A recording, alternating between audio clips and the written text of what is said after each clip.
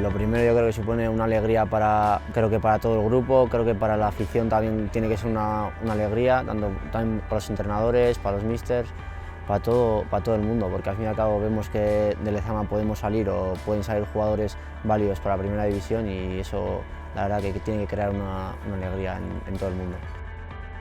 Arrobian egiten dugun lana eta taldekide guztiekin ondo ulertzea, ondo eroatea eta egiten den klima eta giro hori azkenean emaitzetan ikusten dela eta lehen taldera heldu gaitezkela.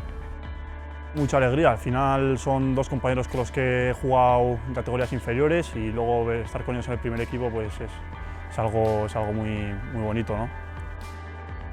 Sí, es verdad que hace 2 temporadas estaba con ellos jugando en el Bilbao Athletic y pues ahora, como ya te he dicho antes, tanto ellos como yo, pues una alegría inmensa de poder otra vez estar aquí con ellos y pues, si se da la casualidad de jugar juntos, pues hacer lo que sabemos y la verdad es que muy contento.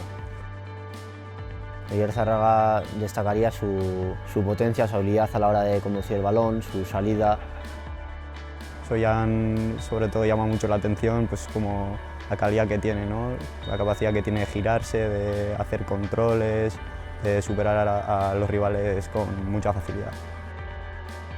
Vencedor como pivote defensivo, la verdad que tiene mucho pase hacia adelante, ¿no? Desborda muchas líneas y eso es al final lo que se busca en un pivote, ¿no? Hacer daño hacia adelante, que es lo más difícil y creo que es una de sus condiciones más potentes que tiene él.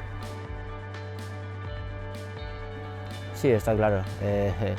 Como sabemos, el Athletic no es un club que pueda fichar al jugador que quiera, en ese sentido está limitado, pero bueno, está claro que de hace años ya venimos tirando de la cantera, de casa, y creo que está yendo bien. Habrá cosas que se puedan mejorar, está claro, pero creo que es la línea a seguir, la verdad.